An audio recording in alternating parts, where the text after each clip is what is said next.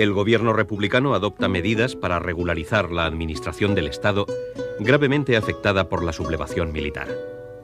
Quedan suprimidos los comités de defensa, juntas, comisiones gestoras, etc., surgidos en los primeros días de la sublevación, y se faculta a los gobernadores civiles para constituir los consejos municipales, que en tanto no haya elecciones, estarán compuestos por representantes de los partidos del Frente Popular y de las organizaciones sindicales en proporción a la influencia que tengan en cada localidad. La policía queda unificada a las órdenes del ministro de la Gobernación.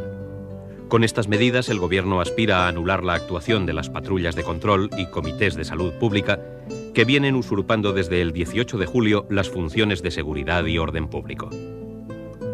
Por el momento, estos propósitos solo en parte se convierten en realidad. También intenta canalizar la administración de justicia al crear los tribunales especiales populares y los jurados de urgencia. A la vez, reconoce a todo acusado el derecho a la defensa propia sin tener que recurrir a un abogado. Otras medidas combaten a los especuladores y traficantes de víveres y artículos de primera necesidad, a los desafectos a la República y a la llamada Quinta Columna. El 22 de diciembre se decreta una amnistía para todos los delitos cometidos antes del 15 de julio y el 27 se establecen campos de trabajo para los prisioneros.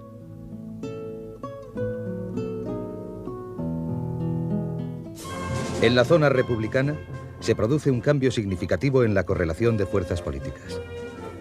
El Partido Comunista gana influencia e incrementa sus militantes. Muchos antifascistas y militares se incorporan a sus filas atraídos por su capacidad de organización, eficacia y resolución en anteponer el triunfo de las armas a cualquier postulado revolucionario. La ayuda soviética contribuye a dar más fuerza a los comunistas, cuyo número supera a finales de año al de los afiliados al PSOE y a los militantes de la CNT-FAI. En ese sentido, tiene gran influencia Dolores Ibárruri, pasionaria, que con su febril actividad se convierte en símbolo de un nuevo tipo de mujer española.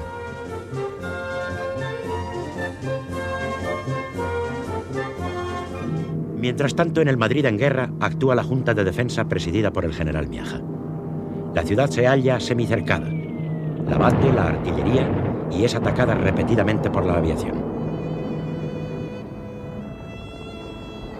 En tan difíciles condiciones, la Junta ha de ocuparse del abastecimiento y los servicios generales de una población de 1 millón de habitantes y de la evacuación a la retaguardia de niños, mujeres y ancianos.